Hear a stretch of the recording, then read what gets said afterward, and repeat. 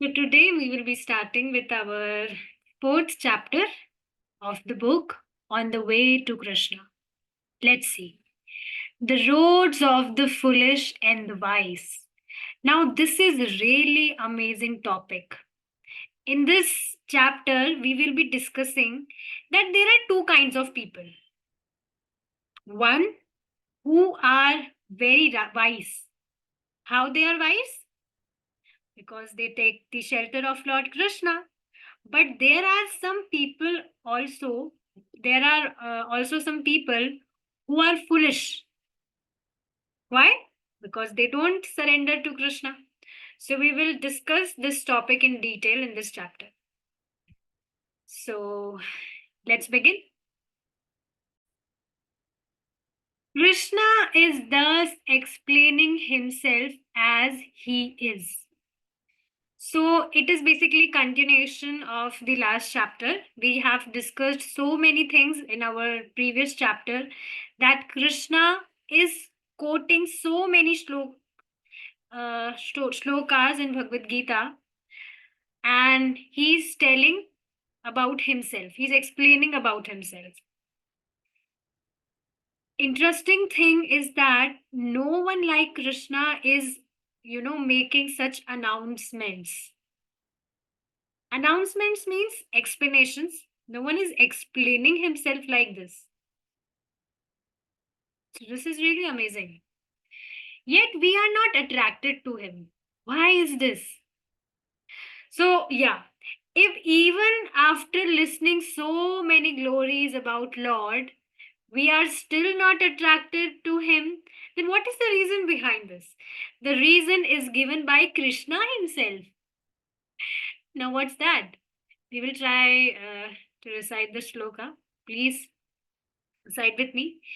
देवी एषा गुणमयी मम माया दुरत्यया मामेव ये प्रपद्यन्ते मायामेतां तरन्ति ते देवी एषा गुणमयी मम माया दुरत्यया मामेव ये प्रपद्यन्ते मायामेतां तरन्ति ते. This divine energy of mine, consisting of the three modes of material nature, is difficult to overcome. But those who have surrendered unto me can easily cross beyond it. Yes. So see, which divine energy Krishna is talking about here? The material energy, the illusionary energy of Krishna. This is also divine because, it is not easy to cross this material world. Not that easy.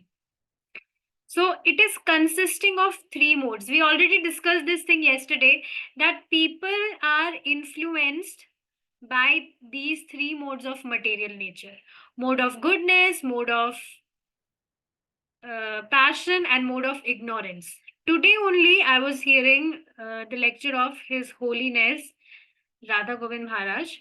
So he was telling this, that when we say the mode of goodness, then that is also not pure. That is not pure mode of goodness. There is mixture of mode of passion to it. So the mode of goodness is also not pure. You see now, whatever we do, it's not we are we are so much we are purely dived into the mode of goodness. It's not like that. There is some mixture of mode of passion to it. So it is so difficult to cross these modes. But it becomes very easy when one takes shelter of the lotus feet of Lord Krishna. Krishna is himself telling this in Bhagavad Gita 7.14. The material world is pervaded by the three qualities of material nature. Yes, the three modes. All living entities are influenced by three qualities. They are primarily influenced by these qualities. If they are primarily influenced by the modes of goodness, they are called Brahmanas.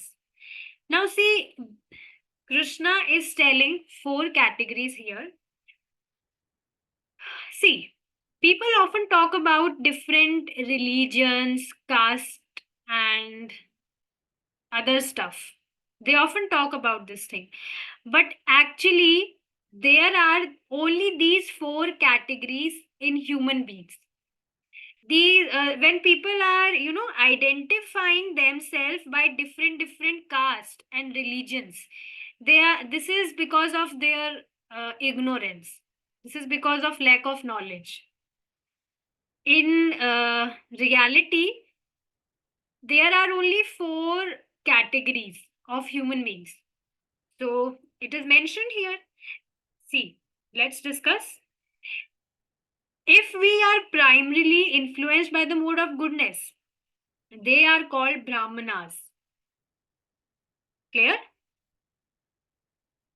So, yeah, mode of goodness means Brahmanas. One should also understand this thing that Brahmanas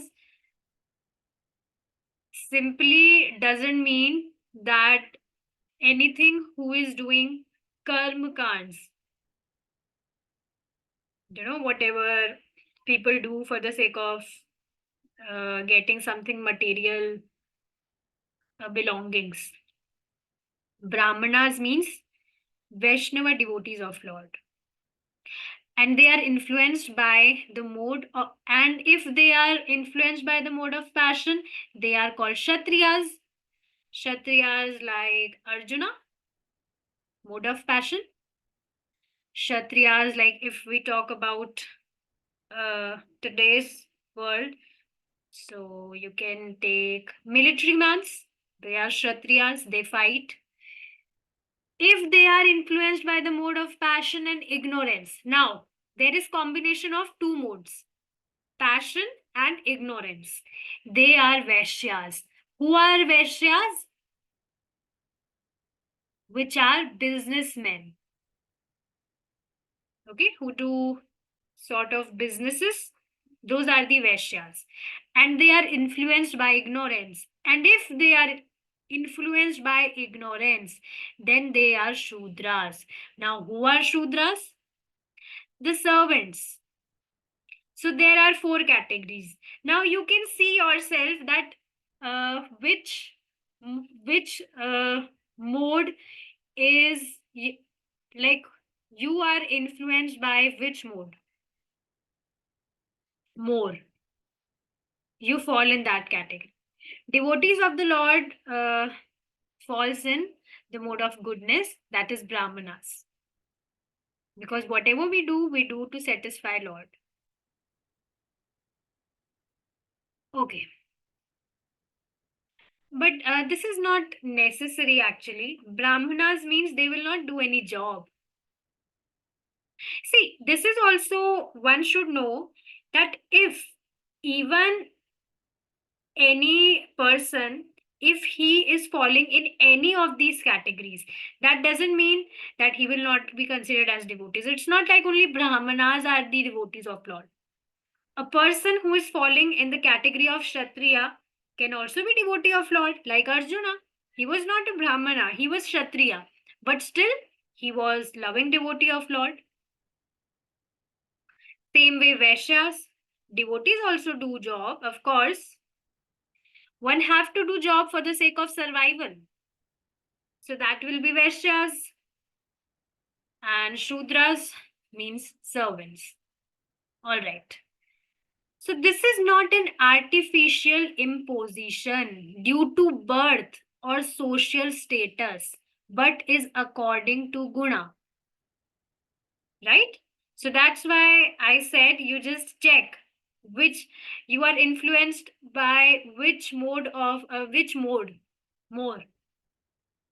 You will get to know you falls in which category. If you're like, oh, I want to do so much of work. Yes, yes, I want to do so much of work. So you are in a mode of passion. You're more influenced by it. Basically, there is no necessity of identifying ourselves with these categories. It's just Krishna is telling all these things because it is mandatory. Even you will see there are different ashramas, brahmachari ashrama, grahast ashrama. So people have different desires. So according to that, they work. Otherwise, people will get mad if they will not be, if they will not see these different categories. We always need categories. So yeah. So this is not an artificial imposition due to birth or social status, but it is according to guna, or the mode of nature under which one operating. So yeah, one should understand this thing, that it's not like someone has imposed this, or this will be, you know, this will be applicable from birth only. It's not like that. It only depends that we are influenced with which mode or guna, okay, which one is operating. Now there is one more shloka. Please recite with me. चतुर्वर्ण्यं मया सृष्टं गुणकर्म विभागशः.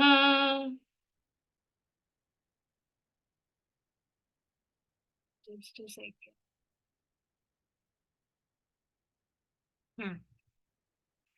तस्य कर्तारमपि मां विद्य कर्तारमव्ययम्. चतुर्वर्ण्यं मया सृष्टं गुणकर्म विभागशः. तस्य कर्तारम तस्य कर्तारम् अपि मां विद्य कर्तारमव्ययम्. चतुर्वर्ण्यं मया सृष्टं गुणकर्म विभागशः. तस्य कर्तामपि मां विद्य कर्तारमव्ययम्. All right, let me just adjust this.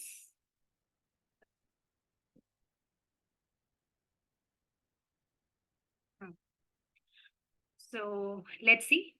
According to the three modes of material nature and the work ascribed to them, the four deviations of human society were created by me.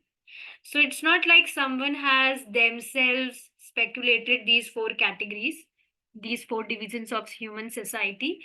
Krishna himself has created this. And although I am the creator of this system, you should know that I am yet the non doer, being unchangeable. What does that mean? We will discuss this in detail, but let me tell you that even though Krishna has created these four divisions of human society, but that doesn't mean that Krishna also falls in these four categories. Krishna is not an human being. Of course, Krishna is an actual person like us, but he is not an ordinary person like us. Krishna is God. Krishna is transcendental. So one should understand this thing, that Krishna, these categories or these divisions are not applicable for Lord. So, people often say that Krishna is Yaduvansh. So Krishna is Kshatriya. But it's not like that at all.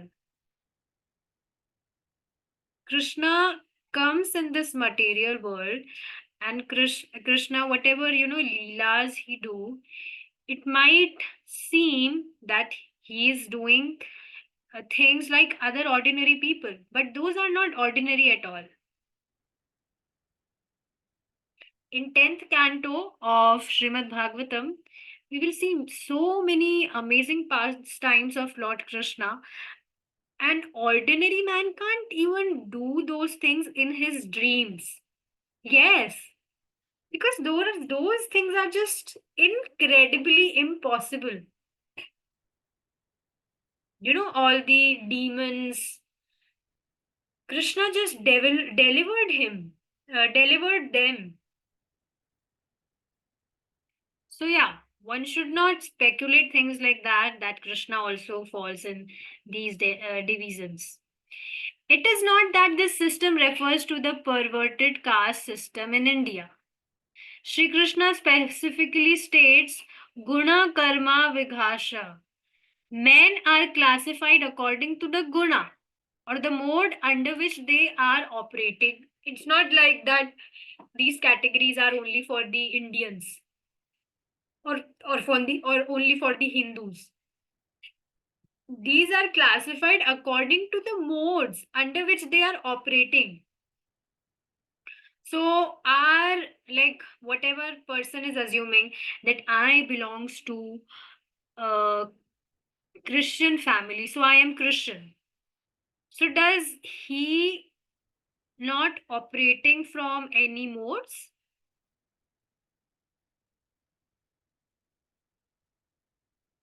right? He will also get influenced by different modes. Sattvic lifestyle, you see, whoever is following, so he's not following it by assuming, by identifying himself as a Muslim or Hindu. I see people are following this lifestyle all over the world, not only from India. So Sattvic means mode of goodness. So people do get influenced by different modes. So it's not like it is perverted caste system in India. People are classified according to the modes under which they are operating. So yeah, and this applies to men all over the universe, not only the world, not only this material world, all over the universe. Yes, you will see people from different planets. They also get influenced by different kinds of modes. Amazing, isn't it? When Krishna speaks, we must understand that whatever he says is not limited but is universally true. Wow. This is just wow. So, whatever Krishna is explaining in Bhagavad Gita, it is not limited to particular country or particular planet. It is universally true. This line is just amazing. It is universally true. It is not limited for a particular country or a planet. So it is not for just this earth. There are different other planets also. They are also material worlds. The only difference is that uh, they have higher, dimensions of sense gratification or different dimensions of sense gratification.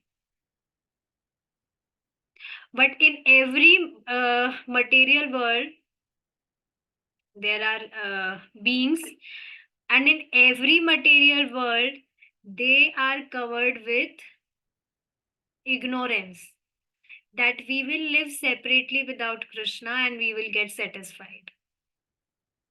See how potent this divine energy of Krishna is. Divine energy, the Bahiranga Shakti of Sri Krishna.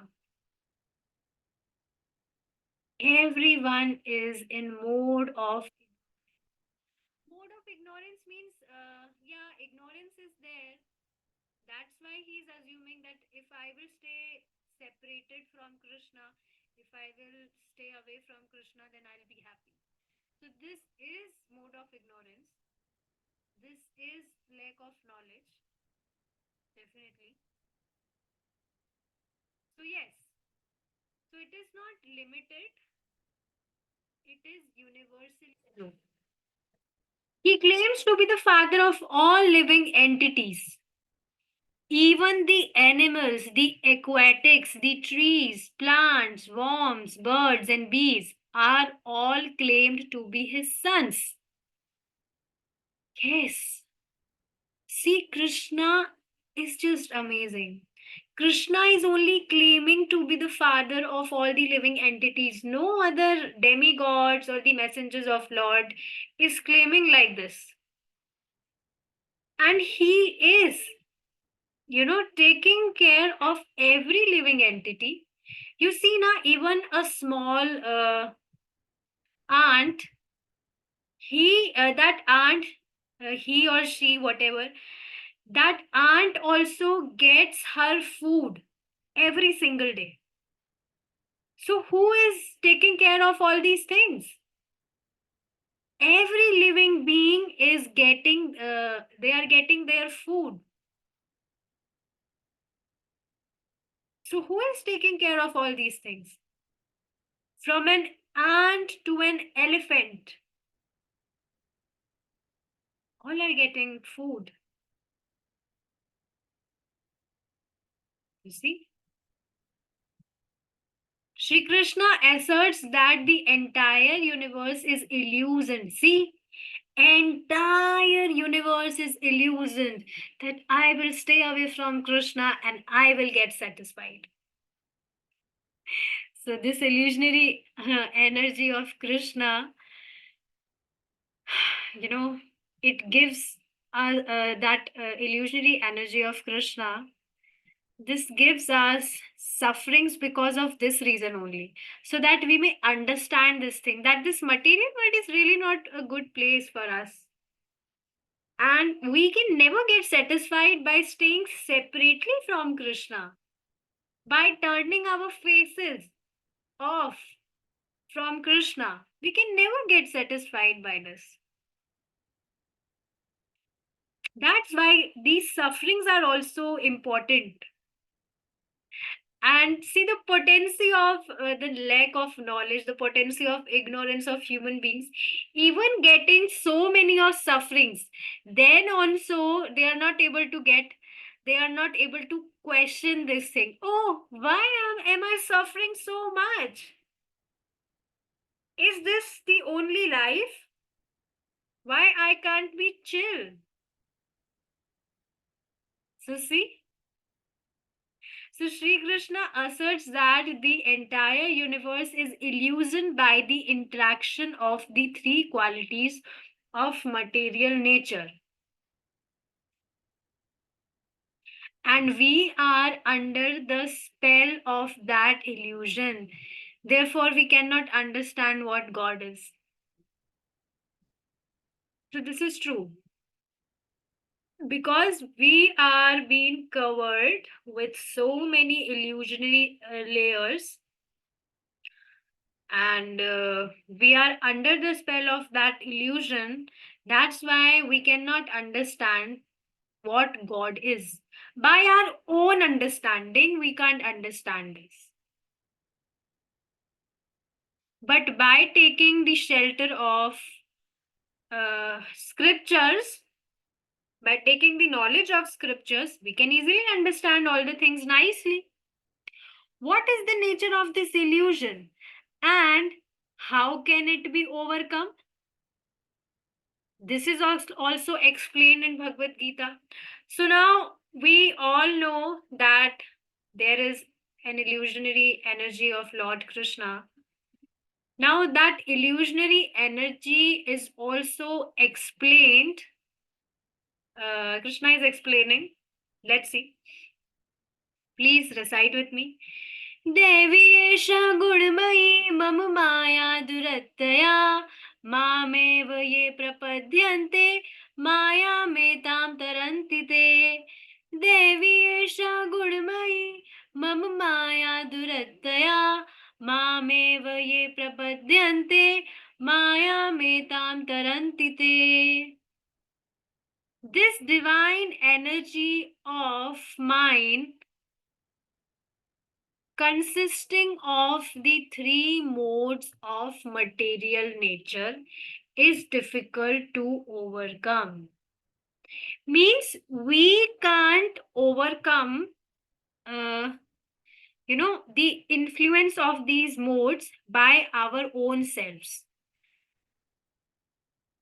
This is reality. That, see, one should understand that these three modes of material nature is basically dependent on the divine energy of Krishna. That is uh, Maya, Maya of Krishna. And Maya, who is Maya? Who is that divine energy? He is devotee of Lord Krishna. So she is devotee of Lord Krishna. So she is dependent on Lord Krishna. So that's why one cannot, go beyond these modes without taking shelter of Lord Krishna. It is not possible. It is next to impossible. For explaining this thing, I will give you an example. Just a second. Yes. So there was one person. His name was 𝗰𝗵𝗵. So you will see he did lots of sacrifices. He did lots of tapasya for 60,000 years. 60,000 years means Satyuga. So he did lots of tapasya for 60,000 years. Can you just believe this? And even after, doing lots of tapasya for 60,000 years, he got bewildered. One lady came, her name was Menka. So, by just hearing the sound of her anklets, he got bewildered, he got distracted. So, see, 60,000 tapasya of 60,000 years. Have you ever seen someone chanting for 60,000 years?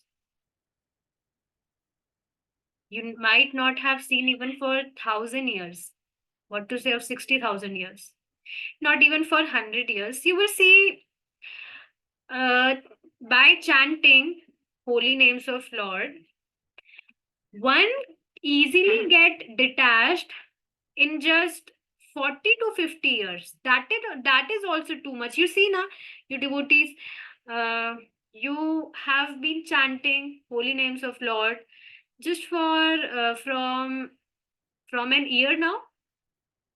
But then also see, there's a huge jump in your consciousness when you were not in Krishna conscious, and now when you are in Krishna conscious.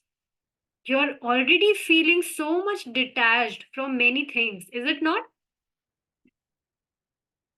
Even when I was not into Krishna consciousness, I was so much into materialistic things.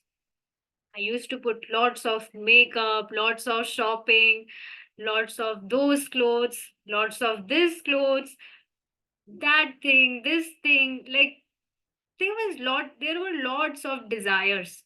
But now, see, it's not I'm telling this to praise myself. I'm just glorifying the potency of this process. Never take this process for granted. If you will follow this constantly, you will see incredible transformations in your life. So you see now, people often do lots of tapasya, but then also they get bewildered. But a person, the person who takes shelter of Krishna, everything becomes so easy. And Krishna himself is telling this in Bhagavad Gita, that it is not possible if one is not surrendered to me. See, it's written here. But those who have surrendered to me can easily cross beyond it. Bhagavad Gita 7.14. So who takes shelter of Krishna? See, taking shelter of Krishna means following the instructions of Krishna, chanting his holy names. Krishna is telling you, just offer everything you use or consume. So we consume only Krishna prasadam. Whatever we eat, first we offer it to Krishna and then we consume it. We chant holy names of Krishna. We hear glorifications and pastimes of Krishna. So taking shelter of Krishna means surrendering to Krishna, means following the instructions of Krishna. So yes,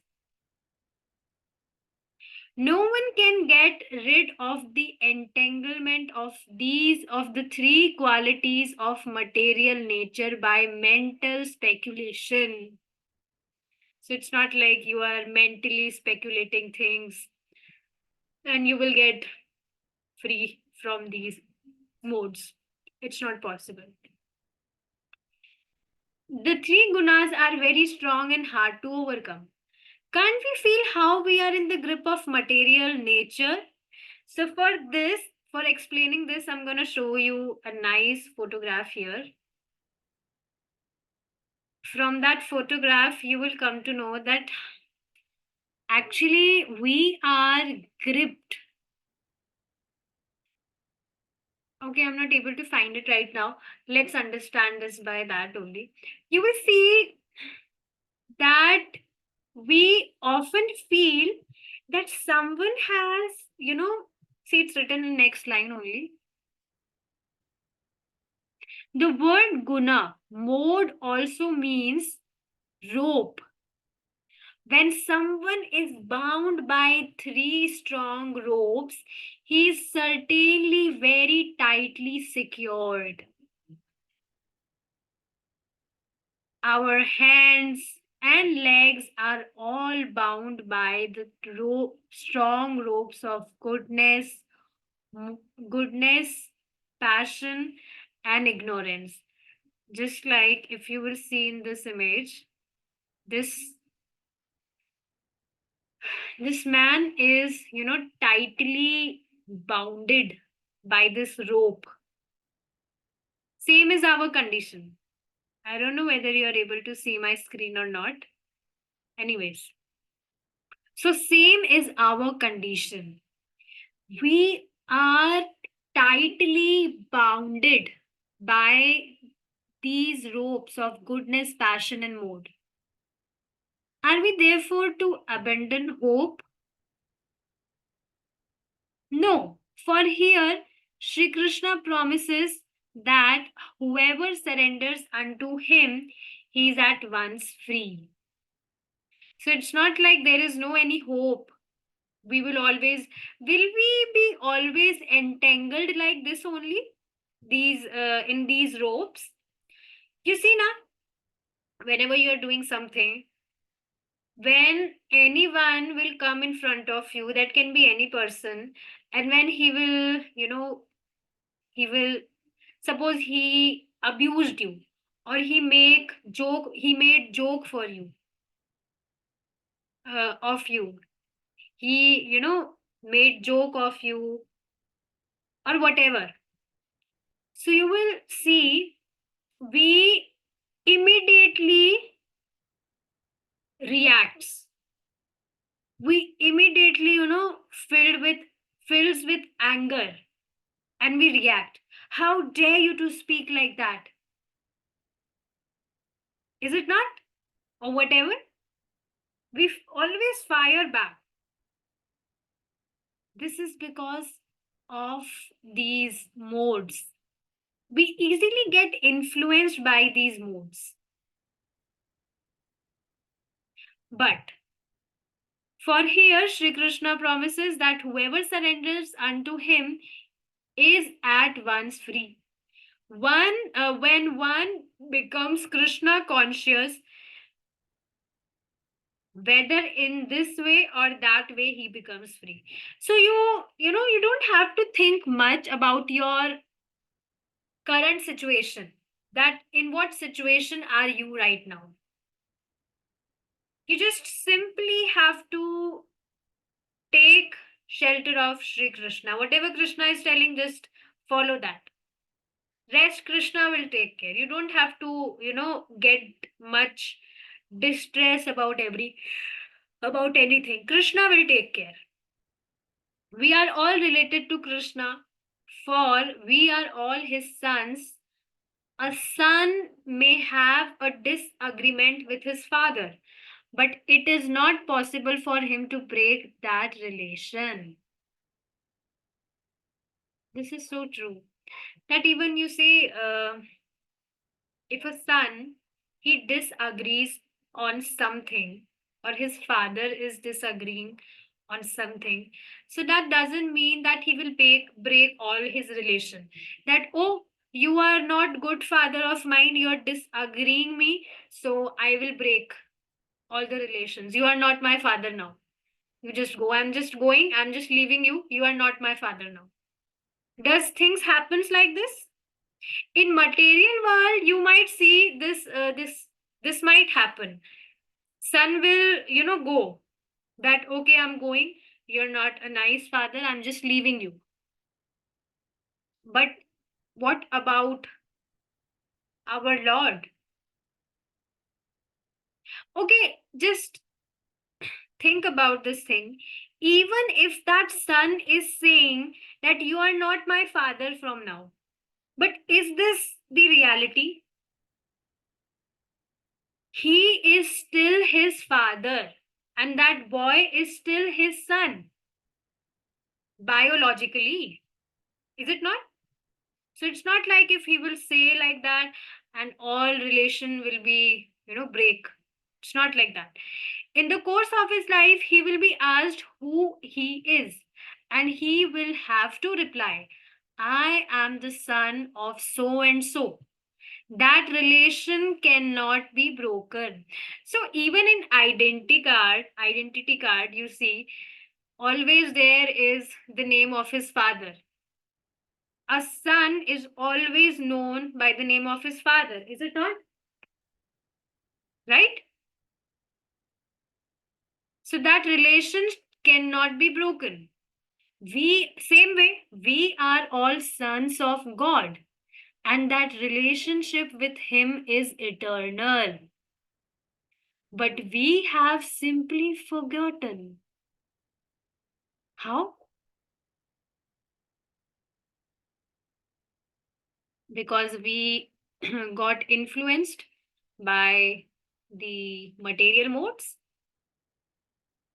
So we all are sons of God, and our relationship with our God is eternal. It is from always. There is no it's not like it was our relationship with God was there from few years back, or it will be for few years. It's not like that. It is for eternal time. But we have simply forgotten. Krishna is all powerful. See, these are the six Aishwaryas of Lord Krishna. Most powerful, all famous, all wealthy, all beautiful, all knowledgeable, and he is full of renunciation as well. Means detachment. So powerful means he is very strong. Famous means fame. Wealthy means money. Rich, Krishna is rich. Krishna is the richest. Beautiful, all attractive, knowledgeable, and he's full of renunciation, means even after having all these qualities, Krishna is detached. It's not like Krishna is so much in proud. Oh, I am the most, potent. But still, see, even after having so many qualities, at the fullest, no one can be equal to our Lord. Is it not? But then also, there is no proud. And you see, we fallen souls, we even have a tinge of these these qualities. We puffed up so much. Oh, I'm so beautiful. Or, oh, I'm the wealthiest person. I'm so powerful. I'm so knowledgeable. Whatever. We puffed up so much, is it not? But see, Krishna, how amazing he is. Although we are friends of such a great personality, we have forgotten it. You just think about this thing now once, that if you know someone who has these qualities at the fullest, okay, let's not talk about the fullest also, he have all these qualities, will you be not, you know, you will be so much attractive to him. It is not, is it not? You will be so much attracted. You will even be, you will get ready to become his servant. You will just want to, you know, you will just want him to become any of your friend or something, anything. You just want to make, you will be just wanting to make any relationship with him. So see, we already have eternal relationship with our Lord. So although we are friends of such a great personality, we have forgotten it. Now, here is an example. Let's discuss this. Then we'll stop here. If a rich man's son forgets his father, leaves home, and becomes mad, he may lie on the street to go to sleep, or he may beg money for food, but all of this is due to his forgetfulness. What an amazing example Srila Prabhupada ji is giving here. Suppose there is a boy and his father is very rich, but he has forgotten his father.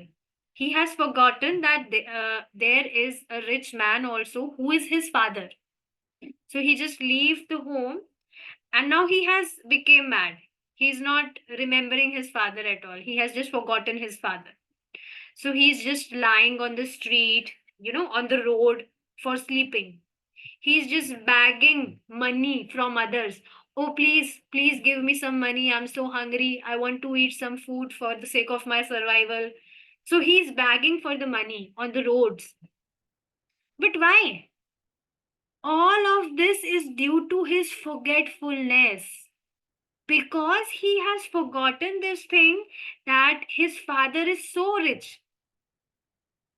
He's doing all these mad things. If someone, however, gives him information that he is simply suffering because he has left his father's home,